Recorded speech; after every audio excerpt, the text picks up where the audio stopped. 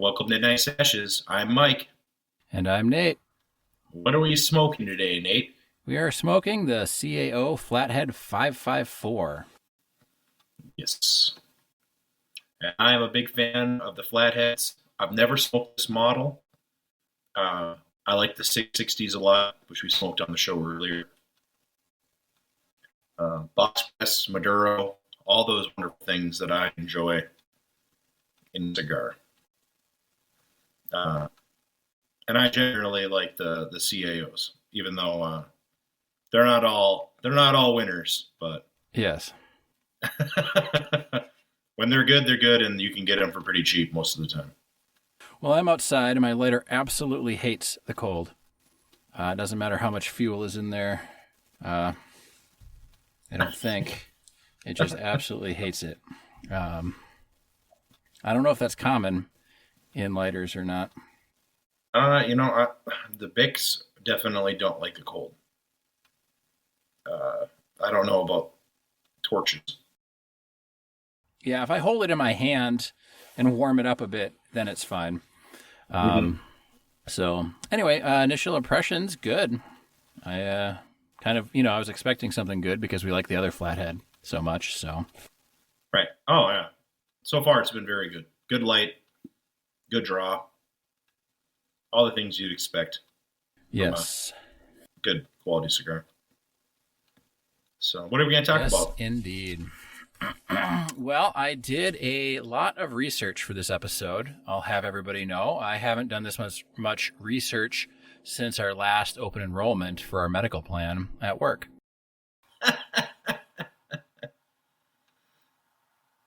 And that's the season, I'm guessing. That is correct. For me as well. Does your employer pay you to do your enrollment? No. Well, I mean, we do it. We do the enrollment on work time, if that's what you mean. Right. That's what I meant. Mine does as well. So our topic tonight, because it is, a week after Halloween? Something like that. Of course, when this airs, it will no longer be a week after Halloween, but it is fresh in our minds as podcast hosts. So I thought we would talk a little etymology, and we're going to go through some words. And Mike and I are going to let you know if that word that is being requested by certain people to fade out of common usage, if the word is racist, or if it's linguistic tyranny that they're asking that this word be removed. Okay. And we're going to make a little bit of a game show out of it, kind of. Am I a contestant? We're all contestants in the game of life, Mike. Sounds good. I'm going to be Burt Reynolds in the SNL skit. All right. I'll have everybody know that I am just now starting a vodka tonic. And I guess the other disclaimer is, if you do not want to hear two white dudes that are straight talk about words that progressive people may or may not want out of the lexicon, this episode might not be for you. But if you don't mind that we potentially say some things that certain people might think is racist, then step right up and listen to this shit. I think it's appropriate in a way, right? Because we're the targets. We're the ones that they want to convince that we need to change our ways. I'm guessing. Most of the time. Some of them. There's going to be some surprises in here. I mean, I went through this list of words. So just to preface, I went, I had a personal story. I was not being accused of being racist, but I had a personal story where a friend was over and they said, and we'll get into this a little bit more later in detail. I don't want to give anything away at the start of the show here, but they were saying that a very common word was racist. And I was like, no, you've got to be crazy. So I looked it up, And turns out that, and that's what kind of got this thing going, is looking up the origin of these terms. Mm-hmm. And if they were rooted in racist past, or if they were terms that had been co-opted by racist people. So, sure. And certainly there are words that, if used a certain way, are racist, and if used a certain different way, they're not racist. So, but that was kind of the jumpstart into this topic, because I thought, who better to tell us if a word is racist or not than Mike? Mike, the notorious racist. I am not a notorious racist, for anybody who does not know that. But from the great hinterlands. From the great hinterlands, yes. The western. I lived in the western regions where all the racists live. Yes, which is not to be confused with the nether regions. No. All right, so as one can imagine, trying to research this topic, there are a whole slew of websites that have a very either progressive liberal slant where everybody is evil, or a very conservative slant where they want to take our fun words away. So right. It took a little bit of digging, but I found a nice article, or a nice-ish article, from cbc.ca, which is out of Canada, and I believe it's the Canadian Broadcast Company or something. I didn't bother looking up too much about the website other than I saw it was from Canada, and that it seemed to be written without an overt slant one way or the other. It simply put up the words and said why you might want to consider not using them, instead of trying to make you feel like an evil person for even reading this article. Okay. Yeah, the CBC is their state-funded news. Okay. So the first word here, and this is the one that kicked off the whole thing, so I figured let's start with it. And since Halloween just happened, that word is spooky. I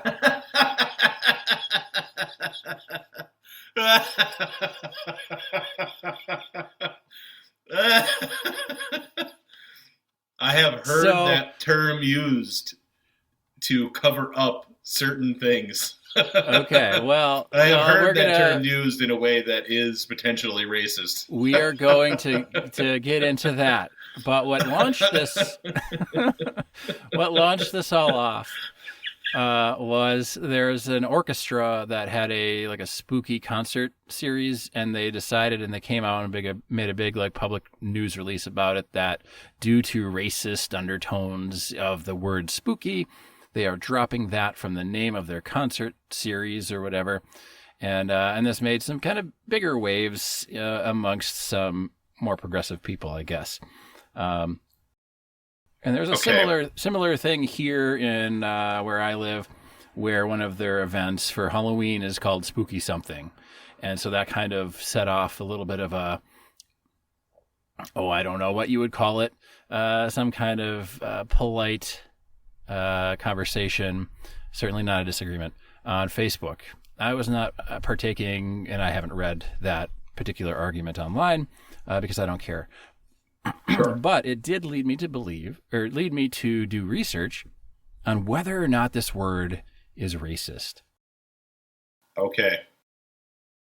So I will tell you what I found, and then you can tell me if we should drop spooky because it's racist, or if we should keep spooky because we don't want to fall victim to linguistic tyranny, which is a word I found in my research of this podcast topic.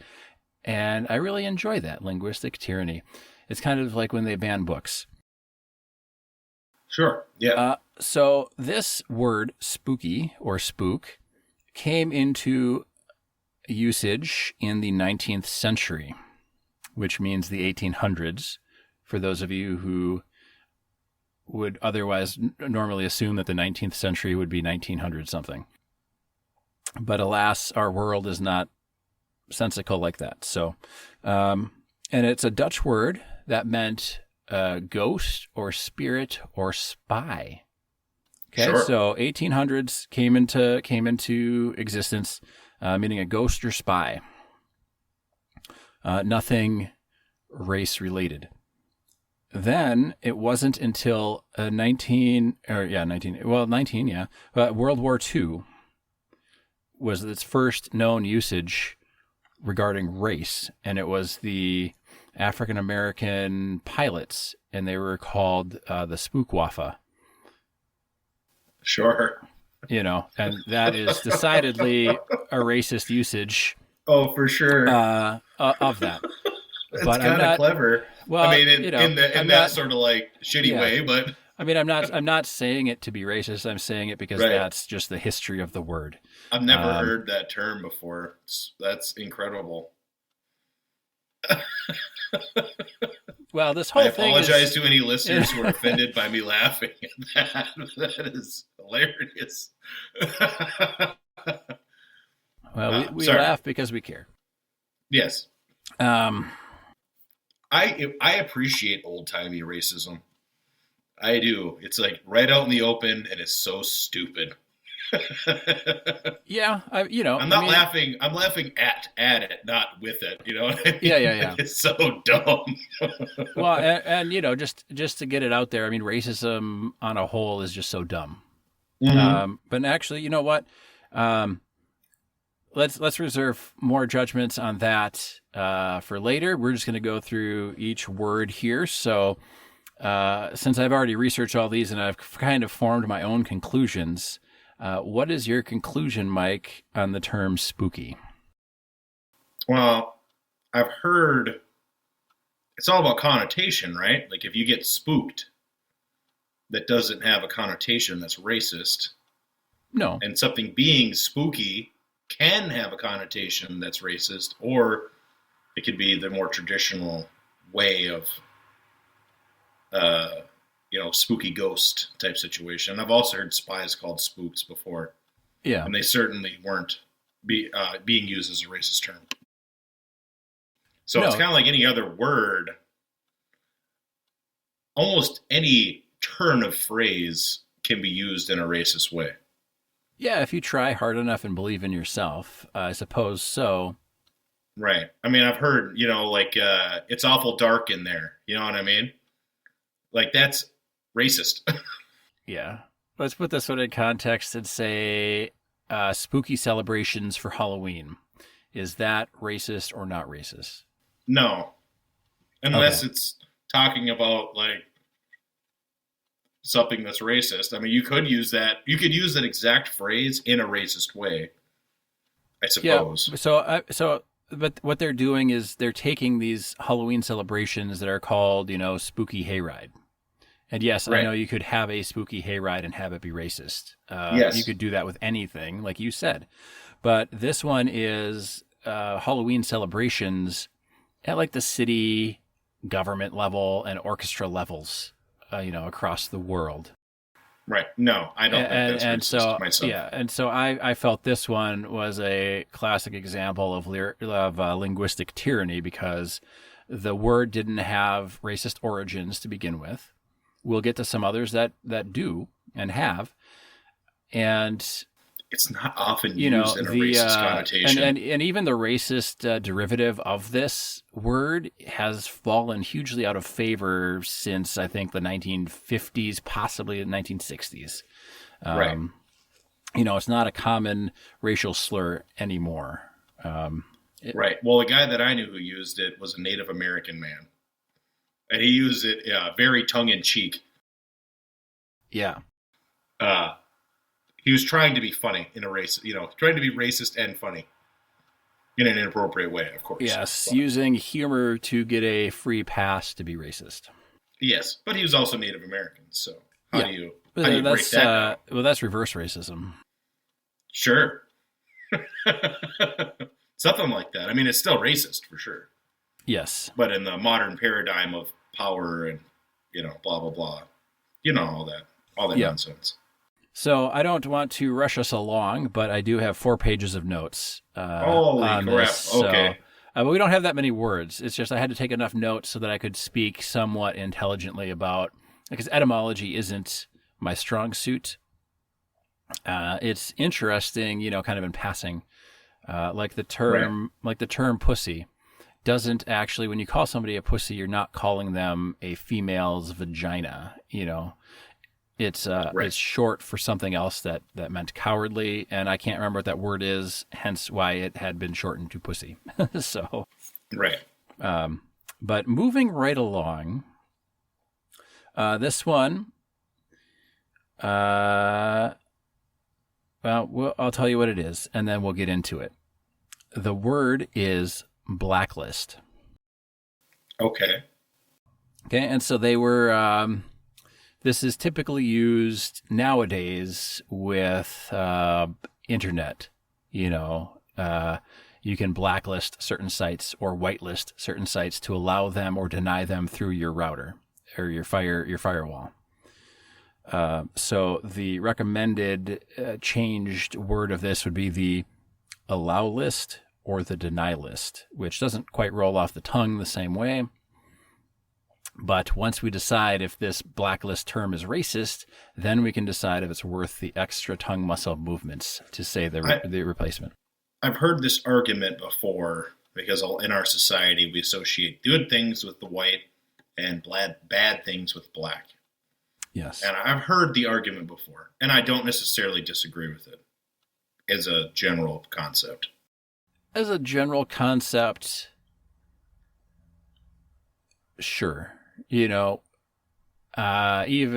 before, well, in a lot of the old Westerns, the good guys wore the white cowboy hat and the bad guys wore the black cowboy hat. But the good guys and bad guys weren't necessarily black or white. It was just the clothing choices. So we could go into the whole, and I don't have this word on there, but dark. Like we could just, is dark bad? Just light versus dark. No. I don't know. But some of that stuff is, and we've talked about this before with movies and books, and some of it's just artistic license. Like you need a quick and simple way to let somebody know who the good guy and bad guy is. At least back then in the Westerns, the audiences maybe weren't as sophisticated, or the studios didn't think the audiences were as sophisticated to get the subtleties of there could be characters kind of in that gray area. But regardless, we're talking about the blacklist here. And there's been big TV shows called Blacklist. And, Hollywood had a blacklist, and there's, the blacklist from the communist era. But let's get down to the origin story of Blacklist. It originated in Philip Massinger's tragedy called The Unnatural Combat. And this came out in the year 1639, a hell of a year. And it had to do with the whatever king it was. I failed to write that down because, royalty doesn't interest me a huge amount. But the king had a blacklist of people that had gone and killed his family. And so he made a blacklist, if you will. And it had nothing to do with race. And my kind of question offhand is black associated with death? Because when organic material decomposes, it turns black, and it has nothing to do with race. It's just the state of life after death. So, interestingly enough, I just listened to a Great Courses series on King Arthur. And black was associated with negative things in European society 1,000 years ago, before black people were a common thing. Now, that might have been... a common thing there. A common thing for them. Okay, yes. And that might have been affected by the Crusades as well, though. That could have been an effect. Yes. Because they knew about Moors, obviously, and they were not the good guys to the Europeans, of course. So I don't know. I don't know if it was racially motivated or not. Do you know, since you did the research? Well, I did the research, and I kind of decided that since it came out in a literary sense, and the usage of the word, or the first coinage of the word, was in relation to a list of people about to die, that it was not racist because these people were all, English nobility that fucked over the king, basically. Right. So, and as far as I know, the gallows hoods, even for beheadings, those were all black. So, yes, possibly to not show blood. Again, something not racist overtly, or at least not a conscious racial thing. The old executioners it was a hereditary post, and a lot of those guys wanted to hide their. Oh image. No, I meant the one they put over the people being executed. Oh, I thought you were talking about the executioner. But I suppose they were black. As well. But I suppose so if we go ahead and say that the blacklist is racist, then is calling it the Black Plague racist? Right. That was definitely due to the color. I mean, I know that was related to the color black. I know it's called the bubonic plague if you're at least somewhat moderately scientifically motivated, but the common parlance was Black Plague. Right. So then you'd have to go and examine everything. Like, is my car black, or do we have to invent a new name for that color? I think it's the same thing, and I don't know. I know that they used the blacklist against communists. People were being blacklisted, but those people weren't necessarily black in skin color. Most of them weren't. So I don't know that this blacklist thing really holds a whole lot of water with me, because it doesn't have much to do with African American people, despite somebody somewhere reading it and then applying it to themselves and thinking themselves offended. Right. The arguments I've heard are that there's the subconscious stereotype that whiteness is good and blackness is bad, attached to the visual images and possibly terms. And I don't know if that's true or not, because I've never experienced that those thoughts. I've never associated it that way, but apparently some people do. And that's perfectly legitimate. Everybody gets to make their own decisions. So. Yeah, everyone gets to make their own decisions until they tell the rest of the world that they can't do a certain thing.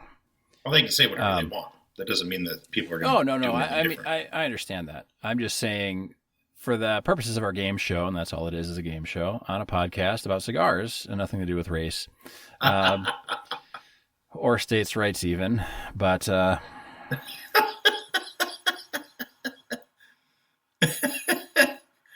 is that a term that we're going to look into on the game show? There are some terms that will call up fond or unfond memories of the states' right era. Perfect. I would say blacklist is not particularly racist. No. Yes, I would say blacklist falls in the same category as spooky for me. Even more so, I think. I think blacklist is more firmly in the linguistic tyranny camp, because it was never associated with African American people. Sure. Which is the group that I don't know what you would call them, the social justice warriors are trying to protect.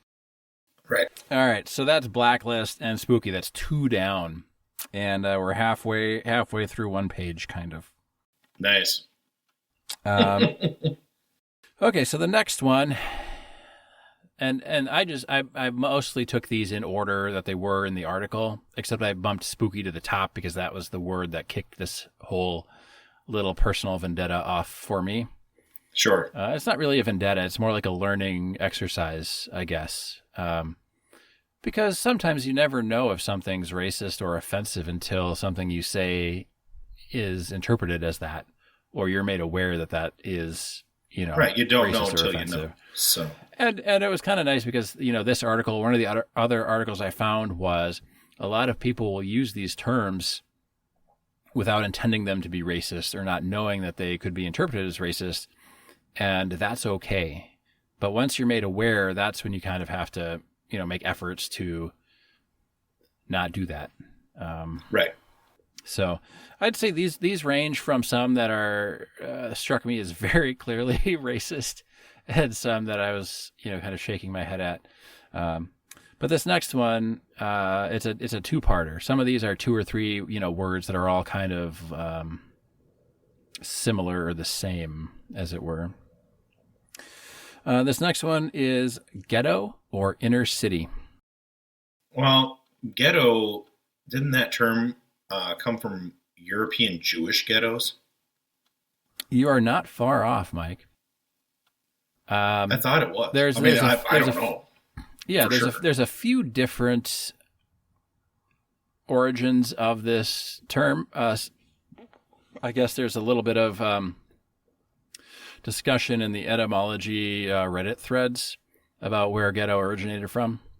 Sure. Things are heating up there, I guess. Okay. But so the origin, the most solid origin I could find was 1516. And it described where Jewish people were forcibly segregated to live. Segregated to live. Yes. But the, I don't know if it's like Latin or Italian. There's some other word that looks like or sounds like ghetto, but it's spelled with those funky word spices, like the umlauts and the other things. Yes, all the things that we don't have in English. Yes.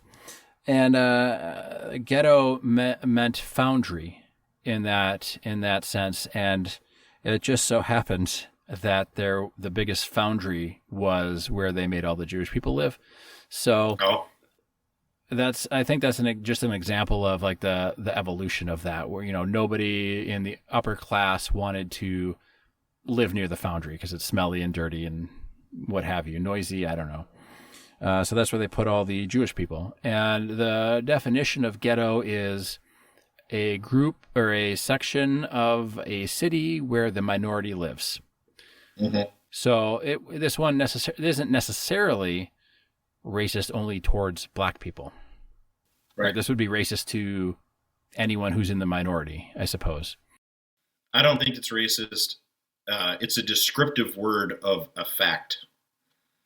It is not. You can use it, just like any other word, you can connotate something negative from it.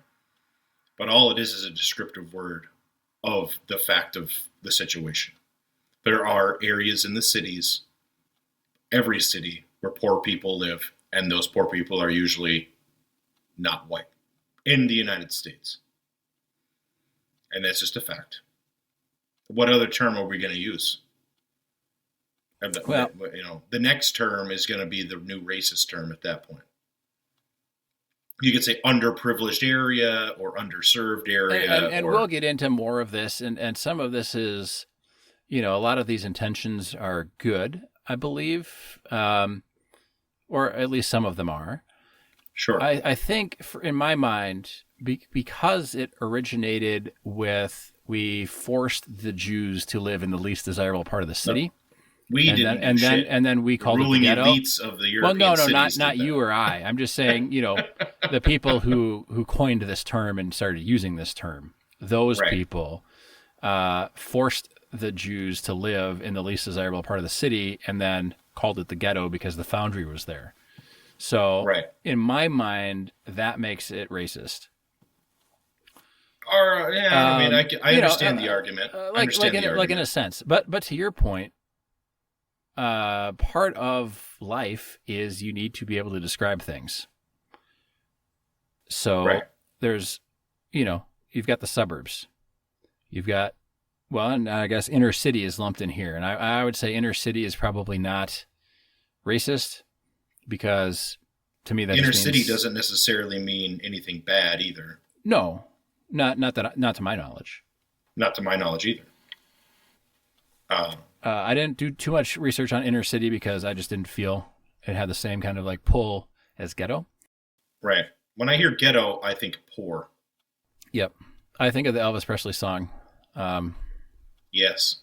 But, I think this one could go either way. Like you said, I mean, you'd have to kind of reestablish ghetto in the sense devoid of race and just where the minority lives. But then, there's a lot of minorities that don't like being called a minority. But and then See, you know, I so don't even here's think of the minority aspect. I just think the poor people live there.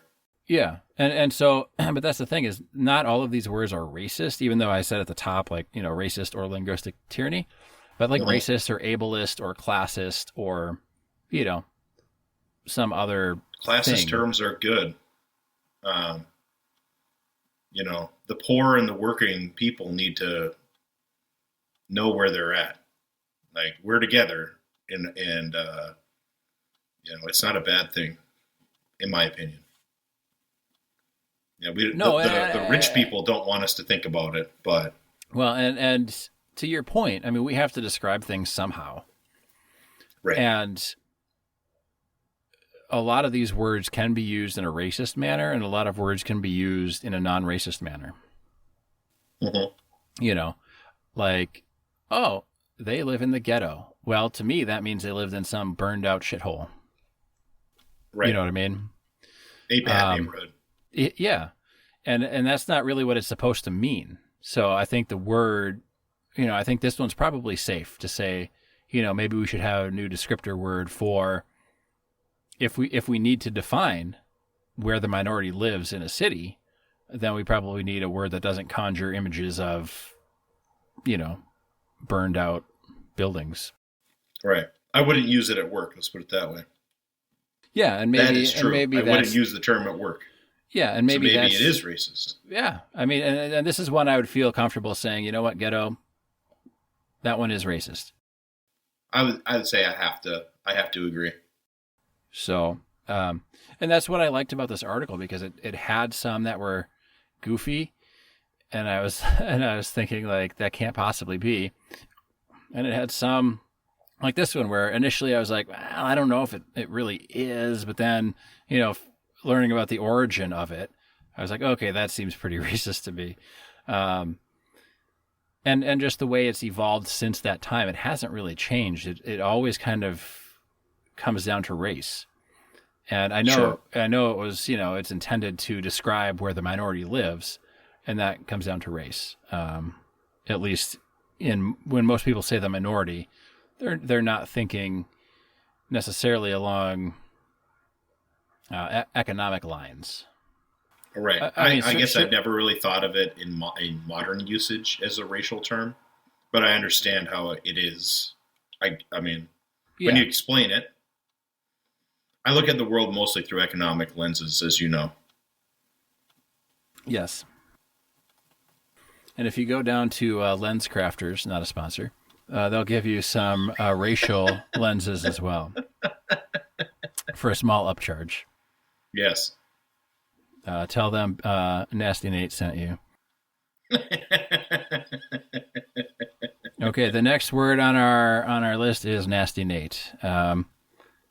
No, I'm just kidding. The next phrase, and it's okay. I'm just going to say it. And again, we're not saying these words to be racist or you know to have a chance to air these words out in a public forum. This is strictly a learning and educational exercise. The next phrase is "sold down the river." Sure, I can understand what people would consider that to be racist. So, what is "sold down the river" mean to you, Mike? When you hear somebody say that phrase, it means that somebody screwed me over. Yep. So it means kind of like betrayal or being screwed over. Are you interested in the origin of this phrase?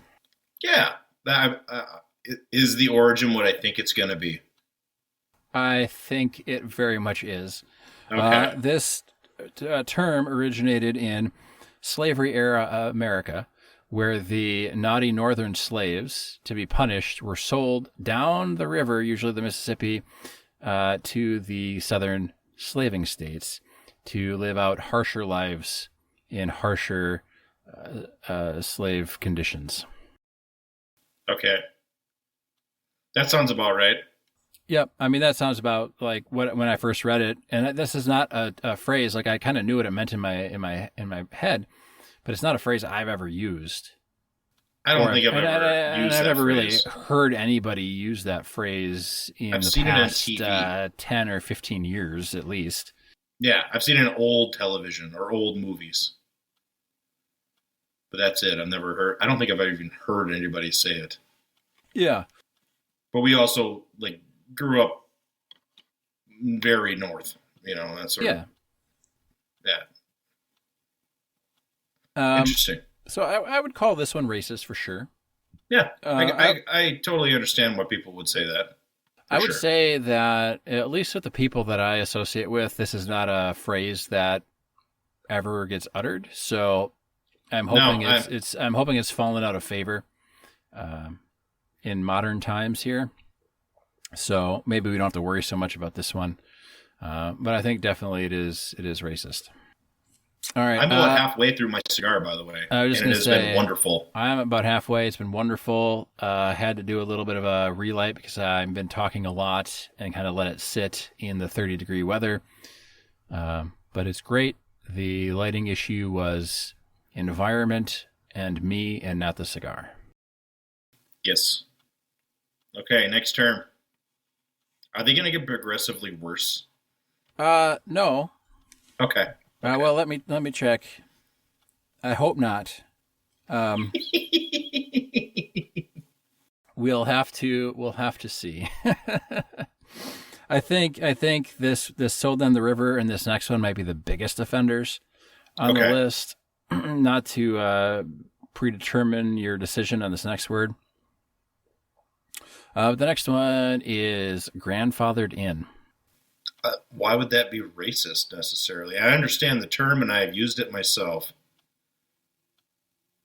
Yep, and they use it in. That's they, like a they legal use term it in a lot of things. Yeah.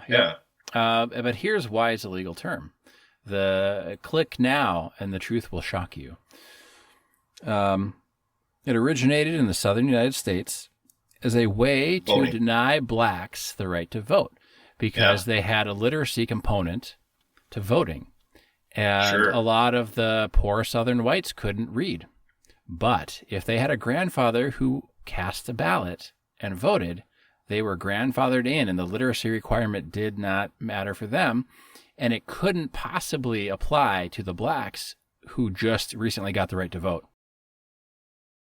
Mm-hmm. Because none of their grandfathers ever voted. That makes a lot of sense now that you've said that. I mean, it's definitely got race. The origins are in racism for sure. But it's also a descriptor of what the action is. You know what I mean? Yeah, and it might be narcissism. I mean, if you just want to call it that.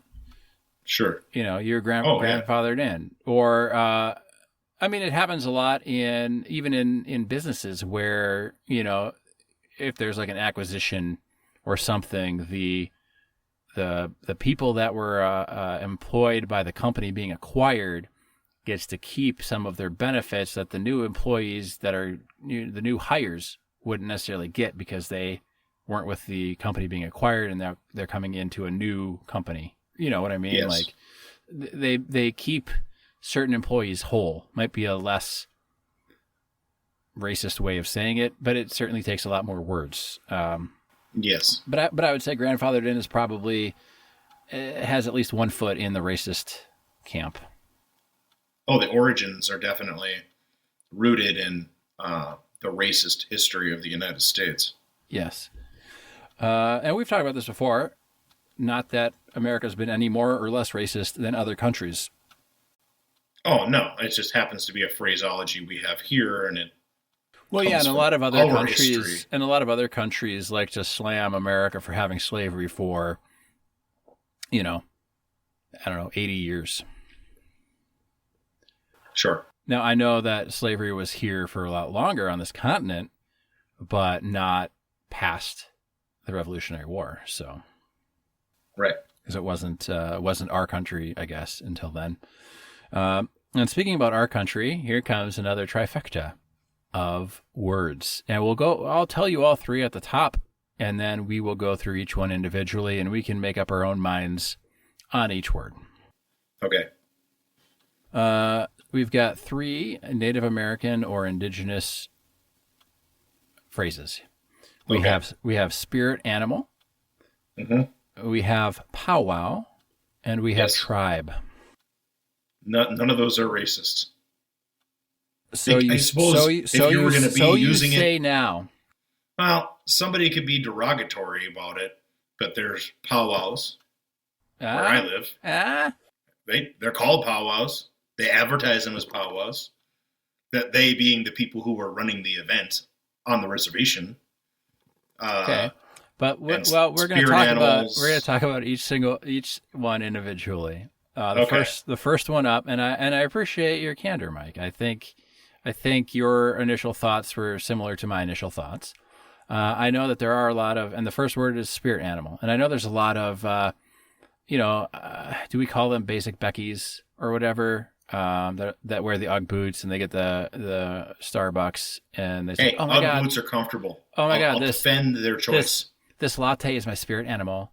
# whatever. Sure, Ugg boots are very comfortable, Nate. It's like a barefoot shoe that's warm. Well, you know what? Awesome. I just came around to the Crocs, so give me another year. Crocs. They're so comfortable. I don't wear them out in public a lot. I wear them right now I'm wearing winter slippers. They're insulated. They've got a hard plastic bottom or rubber bottom. And I love them just to come out in the yard and like run the trash out. You know what I mean? I am wearing Uggs slippers right now. Okay. So we can all call Mike Basic Mike. Basic Mike. I also, and you know this, Nate, I wear moccasins out in public routinely. So, which I don't think I don't consider that cultural appropriation. I just, I was very slow to come around to the Crocs. I fought it for years. And finally, Sarah got me a pair, and my brother had some, and he let me try his on. I'm like, hey, these are kind of like summer slippers that aren't, flip-flops. They give you a little bit more, they stay on your foot a little bit better when you're out in the yard doing stuff. But that's not really here nor there.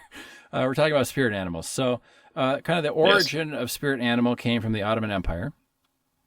And the Ottomans... Ottoman Empire. Surprise.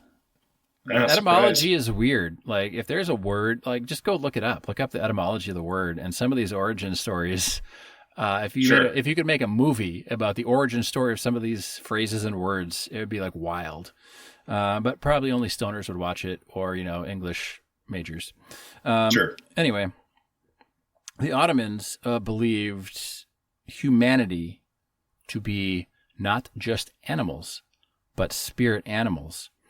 Which kind of follows Christianity's tenets on that, where, God created man and beast and put man above beast by giving them a soul, basically. Mm-hmm. At least according to Christianity. So, and here's what was the biggest deciding factor for me, or not deciding factor, but kind of biggest eye-opening thing is what a lot of people call a spirit animal is really a totem in the Native American mythology. The totem or the datum, but it's since kind of shifted to the realm of cultural appropriation, because the Native Americans never called their totem a spirit animal. Sure. So that's kind of where it's been. I don't know. I didn't have time because there's so many words on this list. I didn't have time to go into each individual little like sub breakdown of everything. But that was kind of enough for me on the spirit animal. Like, I've never heard somebody use spirit animal in a way that was serious. So, that's always like a no. And I think I think it's hard to say spirit animal is racist, although. Mostly because the Native Americans don't have spirit animal in their past. Like that wasn't something we took from them and then made ours, but it's something we took from a different culture and then applied to the Native Americans. So it's probably, the white settlers' incompetence that led that to fall in line or fall in place of totem. Sure, and there's a bit of that. So, in a sense, I would sum this one up as just plain ignorance. And it's sad because you kind of, the Native American culture loses some of their heritage by having a wide swath of non-Native American people misnaming part of their religion or part of their beliefs. Well, not all native tribes have the same beliefs either. No. And I'm not saying that. I'm just saying, if you would make the case, I would say it's not racist. It's just incompetent, Sure. Yeah, it's American culture in a nutshell, isn't it? Just idiocy. Pretty much. The next one, let's go to powwow first, and I'm going to save tribe for last, because tribe was the one that kind of lit up for me. That was like, this can't possibly be racist, but we'll save tribe for the last one on this little section here. Okay. And we'll move on to powwow. So powwow was an Algonquin term meaning medicine man. Oh. And the English settlers then took that, and the medicine men would have meetings of medicine men, and the English settlers took those meetings to be called a powwow instead of it being a meeting of powwows. Sure. Right. And eventually that became synonymous with any meeting of any Native Americans anywhere for whatever reason, regardless of if there are medicine men present or not. Sure. So that one, give me your thoughts on that one. No, the Native Americans now use that term for their meetings. So yeah, regardless of whatever idiocy the English settlers, who are my people, made, the Native Americans themselves, the different bands have taken the term and used it on their own. So yeah, let me give a quick counterpoint or counter argument to what you said. I don't personally disagree at all with what you're saying. This is simply for devil's advocacy, sure. Which is my nonprofit I'm starting up to accept donations that I can then give to my family per our charity episode. But anyway, I'm curious if the Native Americans are taking this term because the English settlers or the white people could not be dissuaded from their incorrect usage of it. I mean, somebody could make the argument that they would never have called them powwows in today's society had somebody not been so royally stupid at the get-go. Possibly not, but I'm just throwing it out there to not try. Algonquin. I'm guessing that powwow isn't a term that's native to their language. And they all had different languages. Right. And they had very distinct beliefs, and so that's not the argument here. I was just trying to bring another counterpoint in that somebody might say, well, Mike and Nate, they never would have had to do that had the white people just listened at the beginning. Well, and I wouldn't disagree. I was saying I don't think it's inherently racist. The people that the social justice warriors or the crybabies that take offense on behalf of some other group or some other person have been largely disproven. If you there's a little girl who really enjoyed Japanese culture and wanted to have a Japanese themed birthday party, and she was white and she was wearing a kimono, and some crybaby who happened to be white commented on the picture saying, crying cultural appropriation. And some Japanese person said, this absolutely is not cultural appropriation. We love celebrations of our culture and we want people to learn more about our culture and beliefs. So, right. There's a very fine line.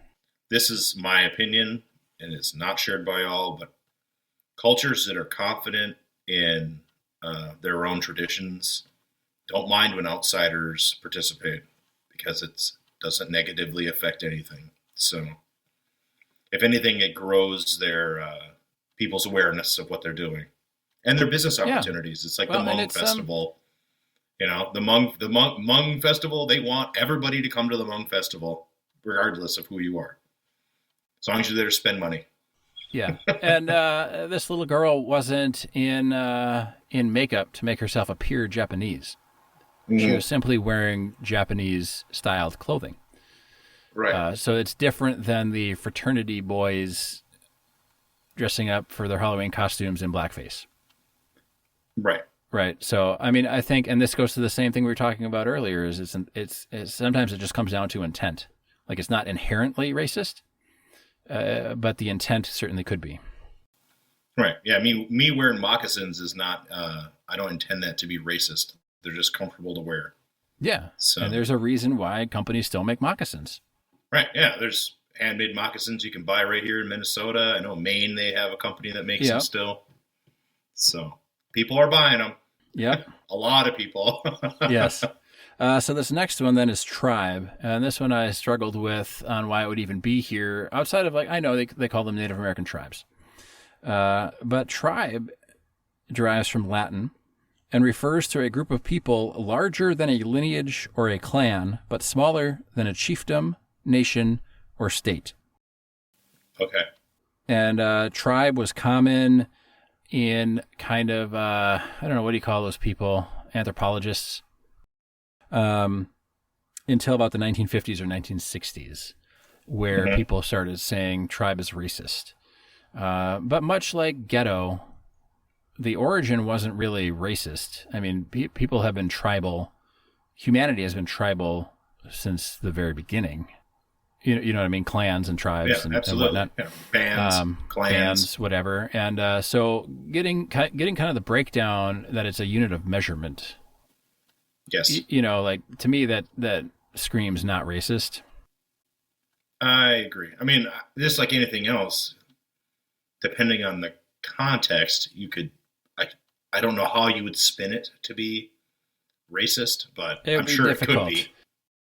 I mean, it could be. I mean, some of these people don't have anything better to do than to figure out how tribe is racist.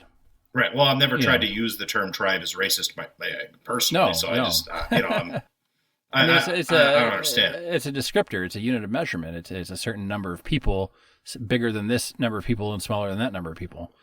It's like saying measuring in feet and inches is racist because they used only black people feet or something. Like they would cut a foot off of a black person and then that was their unit of measurement. That is not the real history of the foot. No, it's not. Okay. It's not. It's not the real history of the foot. I'm saying that's, like, if that had been the origin of foot, sure, then I could see foot being racist. But this one just doesn't make any sense to me. No. So is the term potluck racist then? That one wasn't on the list, and I don't. I'm sure it wasn't, but I don't it is think a term. I don't think you should give these people more ideas of words to ban. Okay. I was going to say, because that definitely has origins in Native American society in the Northwest. So, anyway, I apologize. No. It's a very fine line we walk here. I don't think that it's racist, but that's okay. I don't think it's racist either because it's not intended as a racist term. Like, a lot of things aren't about intent, really. You know what I mean? Yeah. Is luau, is that racist? When a bunch of white people want to put on Hawaiian shirts and grill hot dogs in the backyard. I've been to a luau. It was fun. Yeah, and things are supposed to be fun, and your culture is supposed to be celebrated. So stop saying everything's racist or cultural appropriation. Because a lot of times it's not. It's just people that want to do nice, fun things. Yeah, the people holding the luau made lots of money, and I got to eat that horrible poi. Ugh. Okay, I've never had that. It's terrible. Better or worse than lutefisk? I'd rather eat lutefisk. I'm not gonna lie, but that's the garbage food from work that I'm used to. I'd rather drink what the hell is it called, aquavite or whatever. Yeah. All right, you ready for the next word, Mike? Yes. I think unless you're way faster than I am, I think we'll have a little bit of time after these words to kind of like decompress from this really intense brain burn of going through the etymology of all these words, but we'll see. The next word is savage. Savage. I've heard that term used in a racist way for sure. I understand. It's actually in a lot of John Wayne movies. Oh yeah, for sure. Savages. It's like barbarian, modern version of barbarian. Well, let's get down to the etymological brass tacks. If I'm using that correctly, I don't know. Etymology is a weird word. So savage originates 1300, meaning wild or untamed. And in my research of this one, I came across a modern day person from Ireland who said that the Irish use savage and deadly interchangeably to mean brilliant. Like that was savage or that was deadly, like to mean brilliant. Sure. It's not really neither here nor there, but, other cultures use different words differently than we do. Right. It's like bitchin'. But somebody said that allegedly this word, savage, is the equivalent to the N-word for indigenous people. Was it a white woman with dyed blonde hair? I do not know. Or pink hair or purple hair or bright blue hair. Sure. I always think of frosted blonde tips. Oh, yeah. The next thing was that it really what I found online was that it really depended on if you were using it to describe people versus non-people things. Like that. Right. Like, are you describing actions? Like a mountain lion attack was savage. Right. A murder was savage. Yeah. Yes. Or barbarous. Somebody's acting barbarous. Somebody's acting savage. I think this one probably didn't originate as a racist term. And I'm guessing not. But that it has been used very racially, maybe even more so than our spooky word. So maybe. I know there's a term around here called the Jackpine Savages, and that is referring to white people. Okay. Specifically. Yes. So this one's kind of on the fence then, we don't know. It could be, it couldn't be. It really comes down to intent. It's context. For sure. It's like spooky. That is context. If your buddy tears into Arby's roast beef and flings the food everywhere and is growling and snarling and stuff, like he savagely attacked that roast beef, that doesn't seem racist to me. Anyway, that's probably enough on that one. Okay, the next one is one that I had heard previously be called racist. And it's a word that I have used in the past, but only because I didn't know anything about it. Okay. And that is, the word that's the bigger offender in my mind is gypped. But apparently gypsy is also racist, allegedly. Okay. Well, I know that gypsies are the Roma, but they also have a couple other groups of people that are gypsies other than Roma. Roma are just the biggest group. Yeah. There's 4 or 5 of them in Europe. There's Irish travelers, and there's other groups that would be considered gypsies. And gypped, yes, is because gypsies are thieves, right? That's the prejudicial thought. Mm-hmm. Yes. Yeah. So it I guess first made an appearance in an 1899 dictionary as an abbreviation, the term gypped now, as an abbreviation of gypsy, referring to sly, unscrupulous people. Sure. So I guess, that one, because it's not the term that the Roma chose for themselves. And the term, Roma and other peoples, yes. Yes, and other peoples. And the fact that gypped has such a negative connotation and is really derivative of the term gypsy.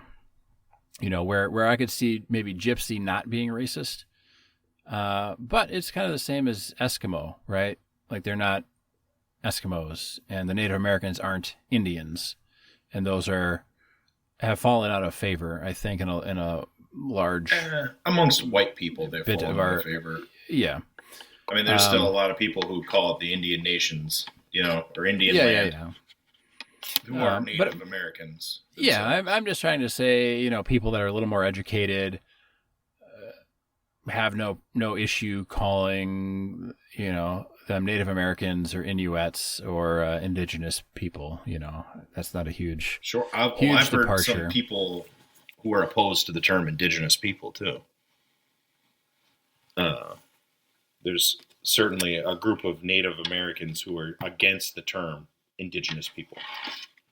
Yeah, they want to be referred to as the band or the group, the people's group that they are, not indigenous. And that's fine. And I think there's something also to be said for not wanting to be called indigenous when all of life originated out of Africa, and nobody outside of Africa is truly indigenous. The Native Americans migrated here from Russia, basically. Or some of them don't believe so. Some people do. I don't know if it's actually been proven or not. I know there's been a few. Korea, I've heard as well. Yeah, I know there's been a few stories where people have found human remains encased in tree sap or amber somewhere that predate the Native American tribes. So I think for the Native Americans to willingly accept indigenous would be dangerous if a population of people were found to be living here before they got here, or if they were to be proven that they weren't indigenous. Right. Well, it could be a sticky situation. Is all I'm saying. Down in South America, they've done genetic testing, and they found that the native tribes there, the Amazonians, have some Polynesian and some Chinese as well. So there's like the island hopper theory of expansion. I don't know if you've ever heard of that. I've heard of it just in passing. I haven't really looked into it. Yeah, there's growing evidence that potentially people were coming across the island chains and landed and settled as well. And we know that in like Labrador and stuff, they have European genetics there that predates colonization. Okay. But we also know that they were like the Irish and the Icelanders were coming to North America long before settlement, white settlement. So that's not surprising either. Anyway. So that's that one. The next few here get a little more interesting because these ones all kind of fall under the ableist terminology rather than racist. Okay. So we're kind of shifting a little bit here. The next term is first world problem. Mm-hmm.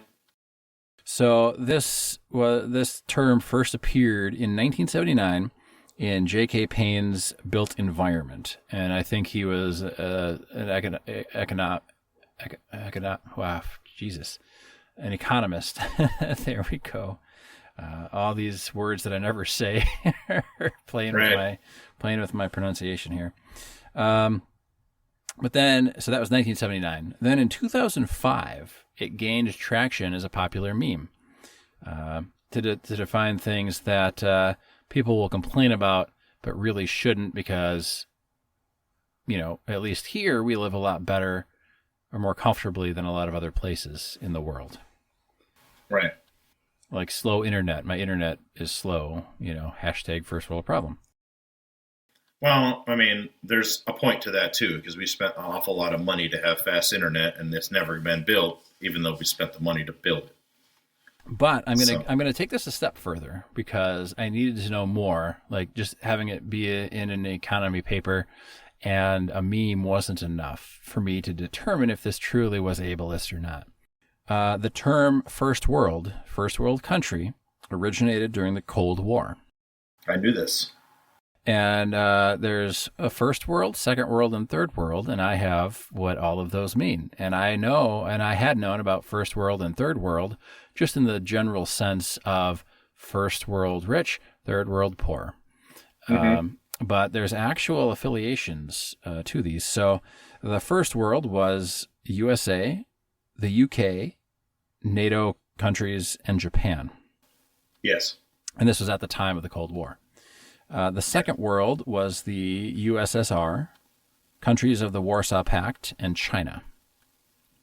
Yes. And third world was India, Yugoslavia, and any other neutral nation.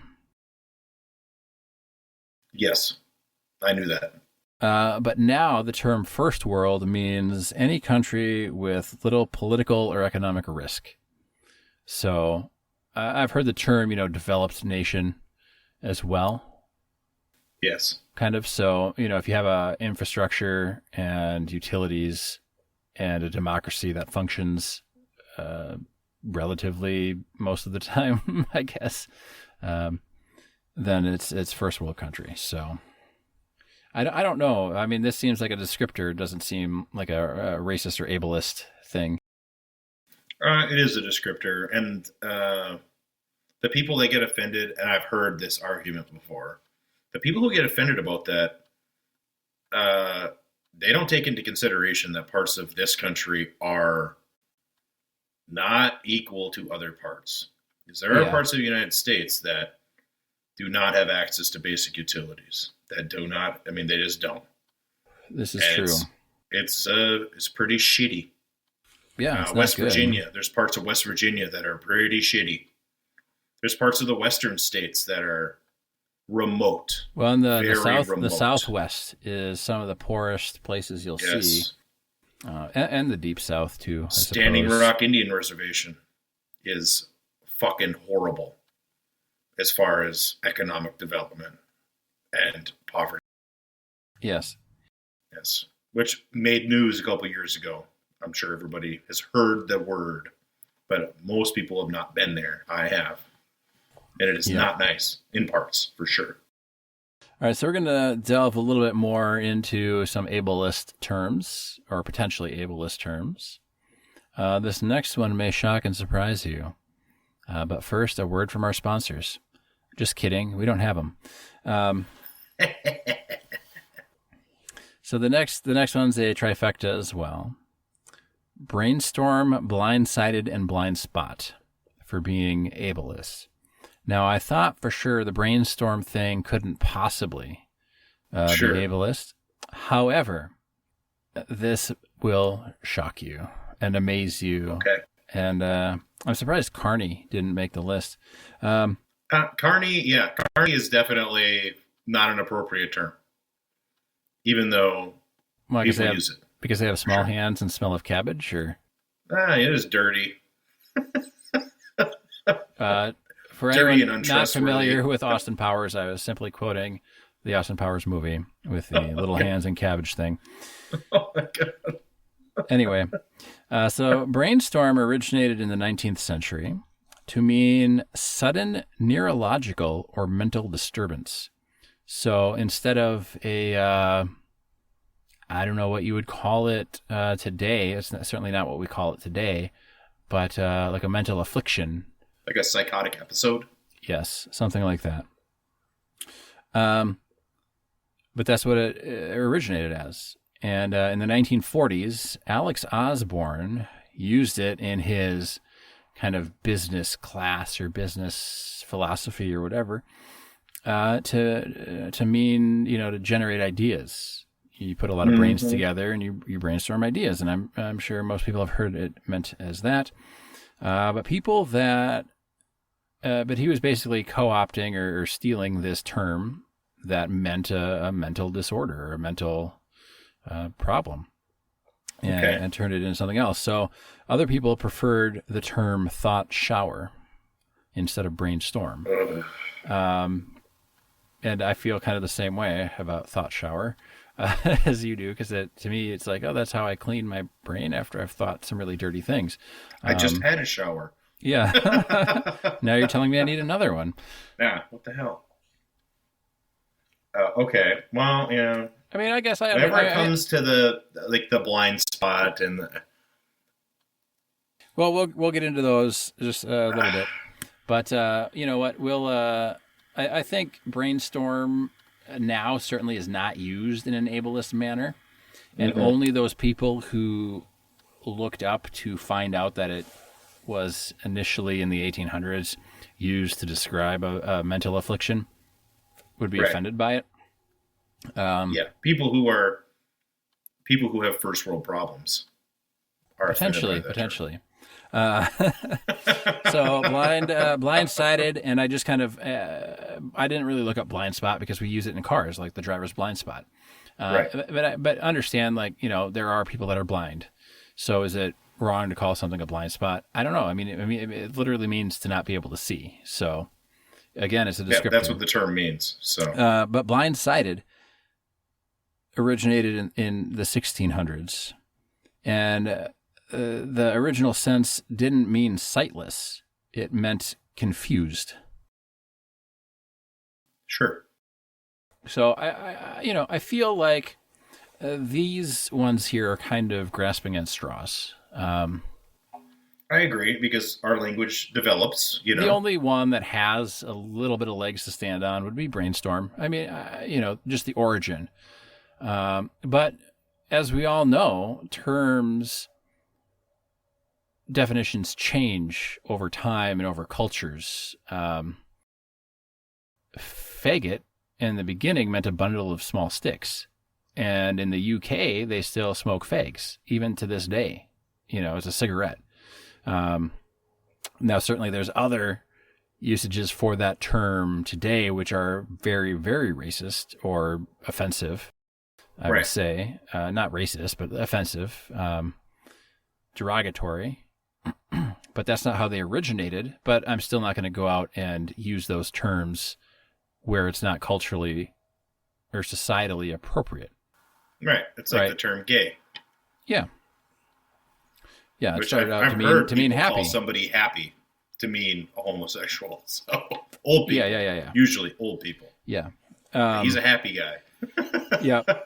Or like the light in the loafers. Yeah. Oh, yes. So, these ones, I don't know. I mean, you can make up your mind. If you don't like those terms, then I guess just don't use them. I don't think blindsided or blind spot. I don't really have any issue with those. And I mean, unless to we're be going to fair, change the definition of blind.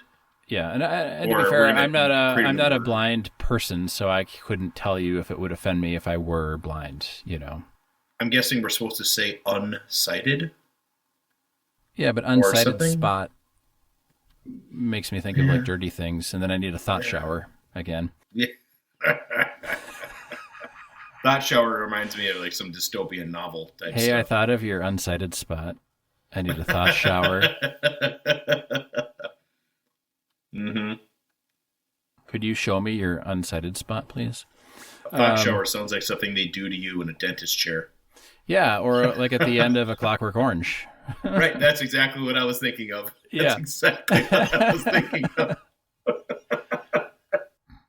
All right, and these next two, they go hand in hand. And you used this earlier in the episode. Oh. So here we go. The two words are dumb and lame. Yeah. So earlier in the episode, Mike said, that's dumb. I thought I might use the word lame. And I quickly said, that is dumb. And then I remembered that word was later on our list. And I said, well, let's talk about that later. Yep. That's somebody who can't speak, right? So let's get into this here. Dumb originated in the 1200s. And it meant unable or refraining from speaking. So you wouldn't necessarily have to be mute or have a physical condition not allowing you to speak. Dumb could just mean you're biting your tongue. You're holding back comment. In 1823, dumb started to mean ignorant, and most of the things that we associate it with it now. So I guess the problem is that dumb is a bad way to refer to somebody who can't speak. Right. And I would agree. I wouldn't. It's I wouldn't an old timey word, or yes, it's yeah, like archaic. yeah. But I don't think using dumb in the sense that we use it today, because usually when we say that person's dumb, we don't mean that they can't speak, and we're not making fun of a medical condition. We're meaning that they're ignorant or uneducated or so on and so Stupid. forth. So, and Yes. it's just like the words we just talked about, to mean a bundle of sticks or a cigarette. And then lame came from Middle English and meaning crippled. And Yes. what a good segue, because the next word on the list is crippled. So I didn't do additional research for lame here because it simply means crippled, Right. or at least its origins did, and now it means something that's boring or what have you. So would the term lame pills be offensive? I don't know. Do they not get you high? That's the question. All right, so cripple. Why? Again, cripple is just a descriptive word that is describing something unpleasant. Yes. And there's been a big push recent times to, instead of and what wasn't on this list by this company was retarded, right, and cripple, and those kind of go similarly. And I think the big push has been differently abled. Okay. But crippled came from Middle English, meaning impaired physical abilities.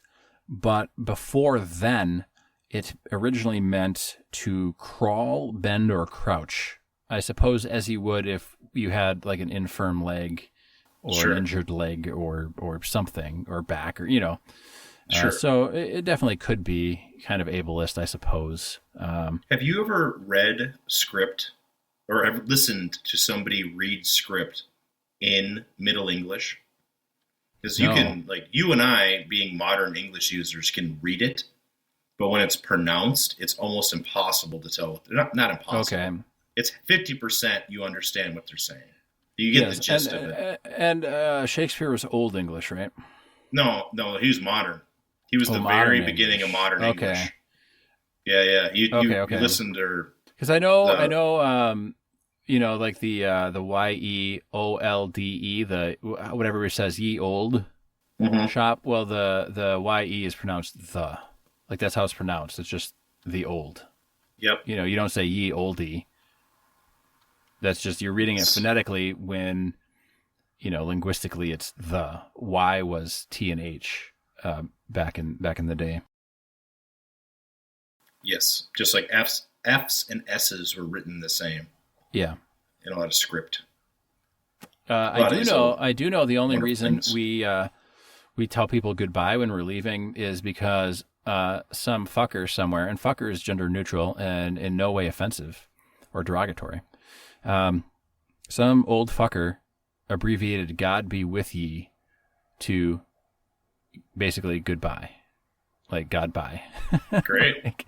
And so now we say goodbye instead of "God be with you." It's like happy holidays, right? Yeah. And now that brings us to our last word here, and it is fitting because some of you may have been listening to this podcast and may have even been thinking this word at us without even knowing you yourself might be ableist. Okay. So our last word for the episode is tone deaf. Tone deaf. So tone deaf in modern language is somebody who basically doesn't read their audience and proceeds to say something very ridiculous to be said for that audience. We had a guest speaker in for one of our work meetings, and we're all underpaid and overworked. And he started out with a personal story to try and bring us readers in and to try and relate, or not us readers, but to try and relate to us. And he said, well, I was at my second home and I lost my car key to my what was it? It was some expensive car. Maserati. Let's call it a Maserati. Okay, his Maserati. And he was like, I lost the key. And so now here I am. I'm about to be stranded at my second home. Well, most of us don't even have a first home. I mean, we do because we got lucky, but like most of our generation can't afford to get out of the rent cycle. And he's like, well, instead of paying $800, which is a small sum of money in my mind for somebody who has a second home. So he's like, because the car dealership wouldn't give me a free replacement key and wanted me to pay $800, I simply went out and bought a Tesla. And that was his story to relate to us. So that is the instance of tone deaf in modern society, where he didn't really know ever hire a speaker like that to who talk he was to you talking guys? to. I don't know. Why would they ever? I don't know. And we really lit up the supervisors and managers after that, and for a lot of meetings beyond that. We were like, well, I was about to be stranded at my second home, but thankfully I bought a Tesla and got out of there. And, you know, and like we all had a good laugh, and all the managers were like, oh my God, we're so sorry, you guys. We had no idea. You know, and of course they bought this guy's book and sent it to all of us as like a gift, you know, prior to him talking to us. And then all of us went and promptly, you know, threw it away or sold it to Half Price Books or something. Right. Because I'm not going to read that. Like, you don't know how to relate to people. And I'll bring it to the local bookshop and get trade credit. Yeah, I'll get $5 out of it, which is more than what I got out of your speech. That's awesome. But that's a modern example of tone deaf. And but tone deaf first came into use in the 1890s, and all I could really find out about tone deaf was amusia.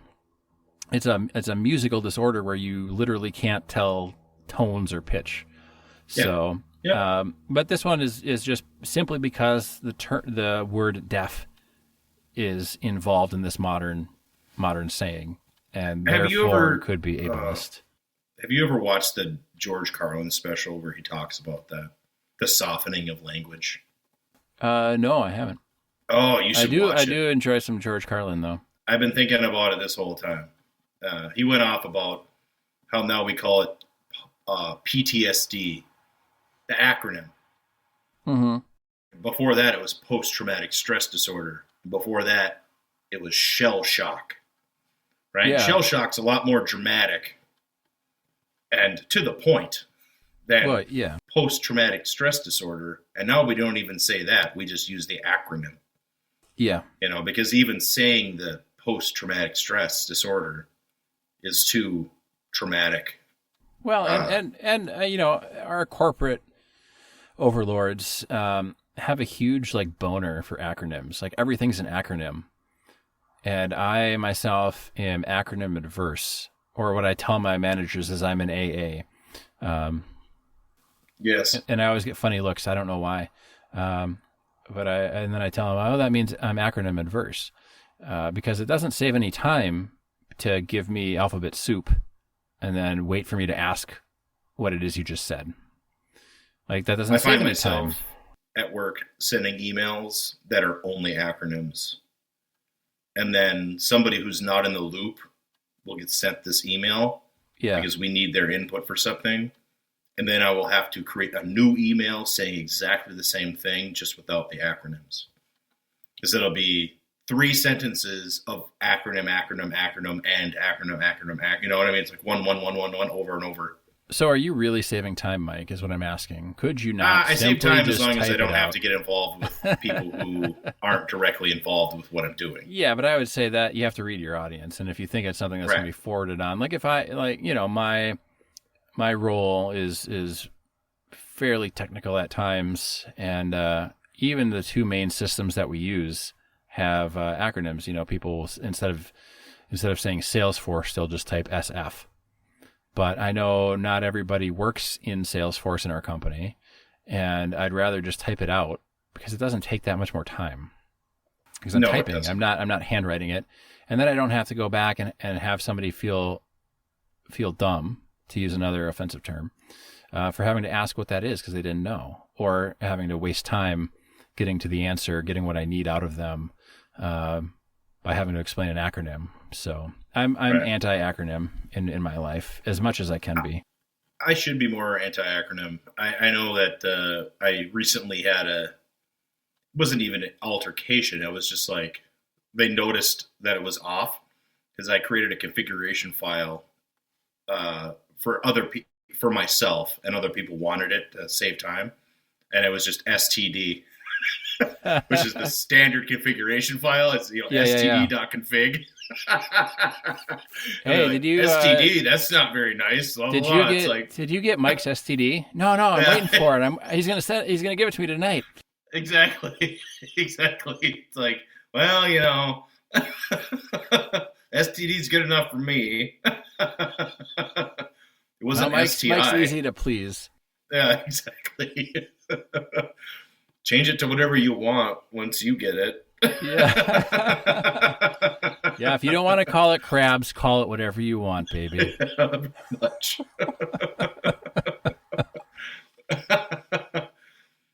But I get asked to share a lot of things that I create on the laptop, Yeah. And I need to get better at naming them stuff people can understand. Yeah. Well, that's okay because they're coming into your kind of like your personal workflow. Right. Yeah. But I've sent emails that have 3 different files called log sheets, and it's like they're not the same thing though. Yeah. Like, I try and name things, my files, as descriptively as possible. I mean, I take a lot of photos. Sure. With my DSLR. Which is digital digital single lens reflex, I believe. But DSLR camera is kind of almost common speaking now, I guess. And now they don't have DSLRs; they have all mirrorless cameras that actually don't have a shutter. But I don't rename all the image files, but I put every image file into a folder that tells me. I have like the year. So in my photo folder on my computer, it's like 2020, 2021, 2022. And then within there, it'll say, Halloween or spooky season or Thanksgiving or, like I'll just name it. So I know what it was. And then all the files are like whatever the camera decides to name them. Right. So that's how log sheets became a thing, is because they were all on different files. Yeah. The folders, and the folders had completely descriptive names, and they were not, Yeah. They obviously had nothing to do with any of the other ones, but I knew what they were. Yes, and that's all that matters. Right. Yeah. So yeah, that's it for the words. I thought that would be fun for you. I told Sarah what I was gonna do for the episode, and she was like, "Oh, Mike's gonna love that." So. It is, and and it was fun for me. It's fun to learn, and some of the ones, decidedly in my mind weren't racist or ableist or derogatory, and some were that I thought initially weren't. So a lot of them are just the softening of our society, and not wanting to recognize the brutality inherent to living on this planet. Yeah, because people can live very soft lives. If they just so desire, they can live a very soft life. And and we talked a little bit about this on one of our other episodes, where slaves don't want to be called slaves, or people don't want you to call slaves because it's kind of demeaning, and they would rather them be called enslaved people because that's really what they were. And right. That one makes sense to me. Like that makes sense. And to me, like enslaved people is almost harsher than slaves. I mean, sure. that's more in line with the truth of what happened. It wasn't that person's choice. So right. I think that might be an instance where it's actually unsoftening it. Right. Well, it's calling like the Slavic countries. Is that racist? I don't know. It depends on if they're comfortable with their culture or not. Well, I mean, those people probably don't think so, but they're called Slavic countries because that's where Northern Europeans got their fucking slaves. So Oh, yeah, They were just slave regions. Okay. Well, that's news to me. I did not know that. Oh yeah, that's why they're called the Slavic countries, because they would go on raiding parties. Europeans from the western and northern regions would go on raiding parties to Eastern Europe and steal people and make them slaves. So is Yugoslavia racist? That country doesn't exist anymore, though, does it? No, it doesn't. So I guess we don't have to worry about Czechoslovakia. Does Czechoslovakia still exist? I'm not sure on that one. I don't know. I'm just about done with my cigar. This one's been very good all the way through. Yeah, I have about an inch left, and I would say it's pretty close to being done. It's starting to get hot. Yeah, it's been excellent. It's been not very a lot good. of flavor change. No, just good. Here's the question then, and we probably should have smoked this one right after the other Flathead, the 660.